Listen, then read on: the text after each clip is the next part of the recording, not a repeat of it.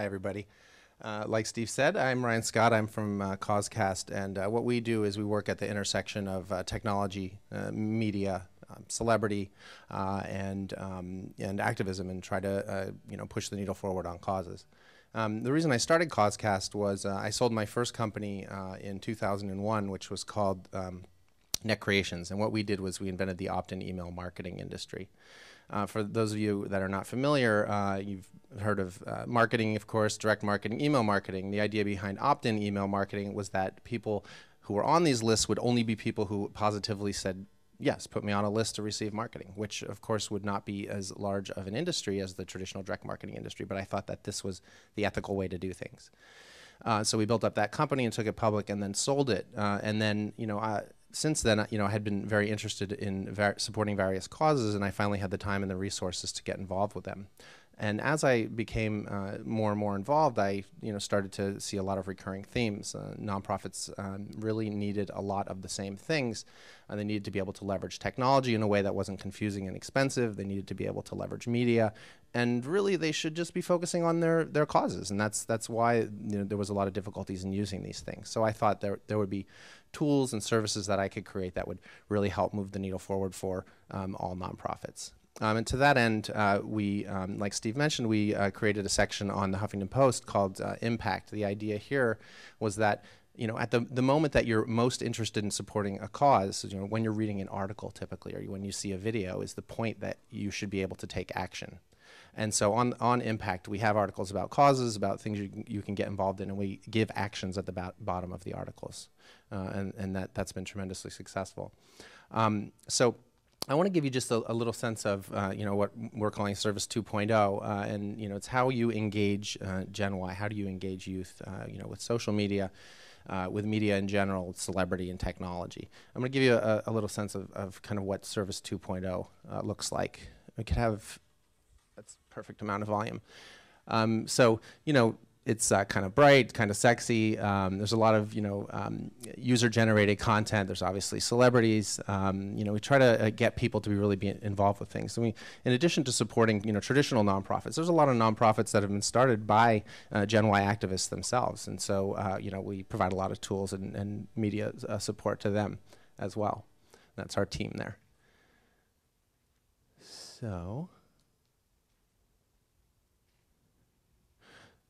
So talking about youth, how do they serve? What are they, interested in? What we find out is, about half of Gen Y donates, and about more than half of them actually want to donate more, but they just simply don't have the money.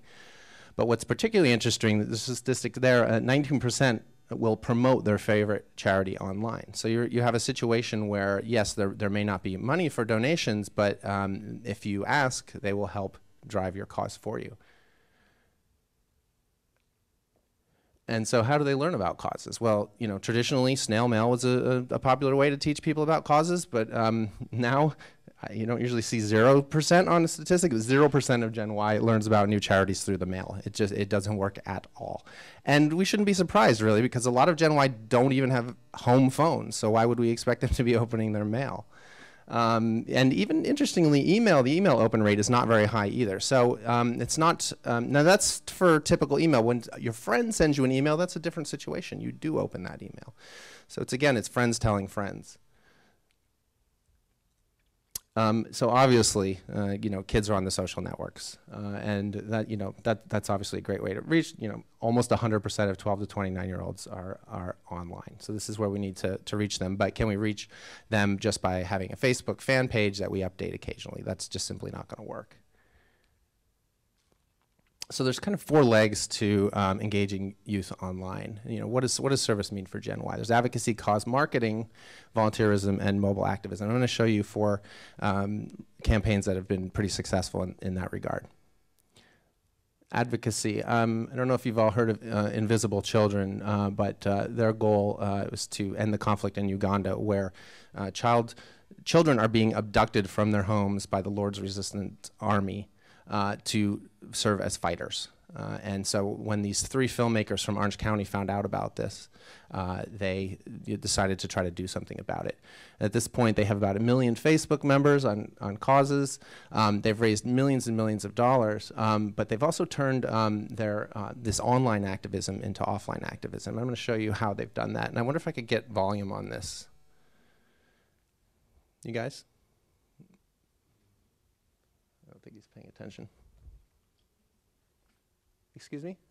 Is it possible to get volume? Oh, there's no audio? Well, this will be interesting. Can you make it darker? Oh, here we go. Soldiers who are still trapped by Joseph Kony. These kids were abducting themselves in solidarity with these other kids. Around the world, we will ask our governments to come to the rescue of these children. They say, homie, you better stop fronting. I say, I don't know what can that be. They say the cool is all over me. I don't know what it is, gotta be something. They say, homie, you better stop fronting. I say, I don't know what can that be. They say the cool is all over me. And it goes, that's my cool, and I can't take it all. What is the one thing that each generation has a leg up on the past generation? Technology. Technology. Our generation loves YouTube. So the general idea is to create a sea of voices present on YouTube, inviting rescuers or people of prominent cultural influence to the rescue itself. The people who are going to be doing these videos, you guys. We're inviting Arnold Schwarzenegger, Mr. Ralph Nader, Eric Garcetti, Dianne Feinstein, Barbara Boxer. Barack Obama, You need to be coming to the rescue.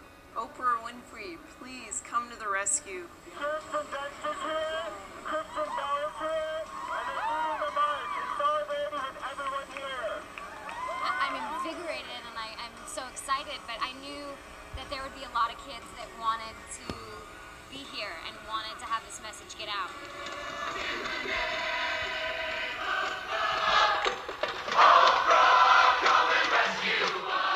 It's not going to happen by me. We're just the movement. But our leadership here in America and internationally can actually solve this thing. It's a slam dunk issue. Well, I must say I applaud you 3 guys. You're the bravest 3 guys. You deserve a Peace Prize for this.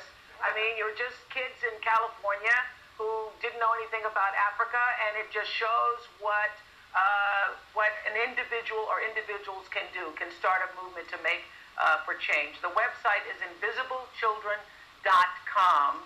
I'll be Twittering you all about it later because I want, after you've seen it, to let me know what you thought of it. Don't think you're too young. You can change the world any day. Start now. Okay. Start today. Invisiblecchildren.com, everybody. Thank you, Check guys. that out. Thank you so much. Thank you so much. Thank you so much. It's pretty great, huh? So I mean, they had hundreds of thousands of kids come out and do this mock abduction, and then have celebrities or politicians come out and rescue them. It generated a tremendous amount of interest. And the upshot was, they had 1,800 young activists descend on D.C. to lobby for the bill, including a 9-year-old child who was asking for signatures. It's impossible to say no. 64 members of Congress co-sponsored the bill, which for sub-Saharan Africa, the last time there was that many signers for something was in 1974, I believe it was. The perfect example of turning online into offline action. So let's look at cause marketing. This is pretty fascinating too. What we're seeing now is businesses have always supported causes. A lot of times it was through their foundations. But the big change that we're seeing now is that companies are supporting it with advertising budget, which could be quite a bit larger. So with the Pepsi Refresh project, people can go onto the site and they can post, how they want to make the world a better place. Nonprofits can also go and do this, and then they get their friends to vote for their projects. And the projects with the most votes get up to $250,000. Now Pepsi has taken $35 million out of their Super Bowl ad that they were going to place, and instead now they're giving away $20 million during the course of the year. They've gotten a lot more traction for this. It's done a lot more good for the world in my opinion, and it has just a great number of people involved. Now why is this important? 61% of Gen Y feels personally responsible for making a difference. They don't necessarily think that they caused all these problems, but they feel responsible. They want to help. 79% want to work for a company that's heavily engaged in CSR. And really interestingly, I think this is one of the most important things for the brands is there's been some studies showing, one of them showed that, you know, two brands otherwise equal, one of them supports a cause and another doesn't. People will switch brands. It's very hard to get people to switch brands, but this is apparently a really easy way to do it. So let's take a look at volunteering. Do Something, one of the largest national organizations trying to get kids involved with volunteering. Right now, 23% of youth actively volunteer, and that's just not enough. And you know, Steve will tell you, you know, if you don't have a good, you know, youth campaign, or a youth strategy, you really don't have a strategy at all. And what he may say, which I'll steal from him, is he told me a story actually yesterday about, you know, the common thread that goes through adults who donate, adults who support causes. When you ask them, you know, what kind of makes you similar to this other person over here, it really comes down to them volunteering as youth. So we really need to get the kids. And Do Something, you know, they engage people with, you know, celebrity PSAs, there's campaigns that they do, and they also use cell phone volunteering. So they send volunteer opportunities to people. And we saw earlier, you know, the importance of that because people are on their cell phones. And this is an example of a PSA. Then you just bring a bunch of, you know, young celebrities in to get people to do things. So I'm going to skip past that and go on to mobile activism, which I just touched on a little bit. A third of teens in the US text more than 100 times a day. It's pretty crazy. There was a statistic earlier actually where it said, I didn't read it to you, where, you know, kids are somehow engaging with media about 8 hours a day. And it used to be like, well, they're watching TV 8 hours a day. That's not how it works anymore. People are not just sitting in front of the TV. Instead, they have the TV on, they've got their laptop, they have their cell phone. They're doing it all at the same time.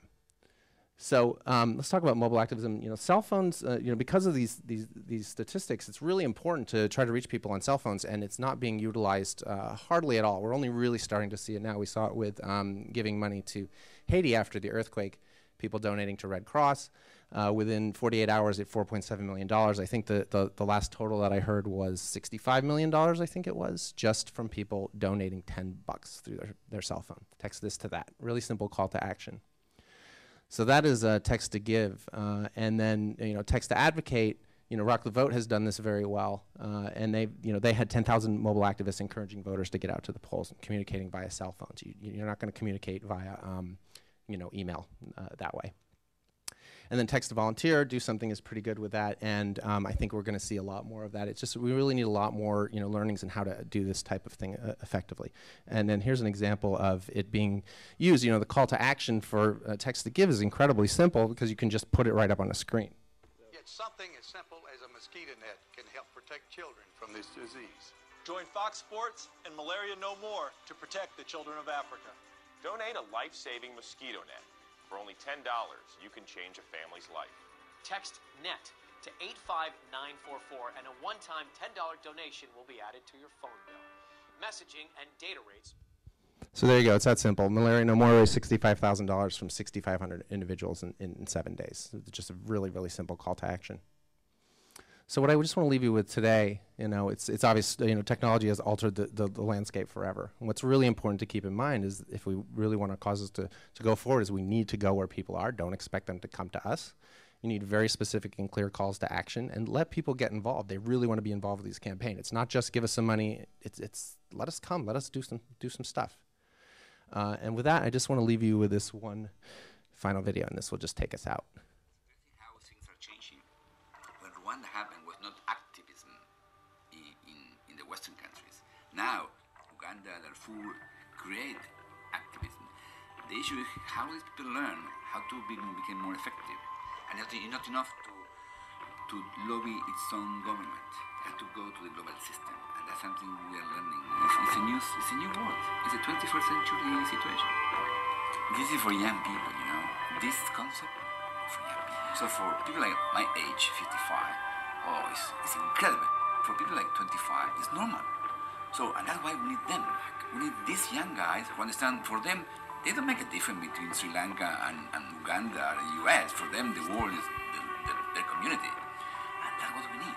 you are doing very important to connect all these young people from all over the world. So that's all I wanted to show you. Thanks, guys.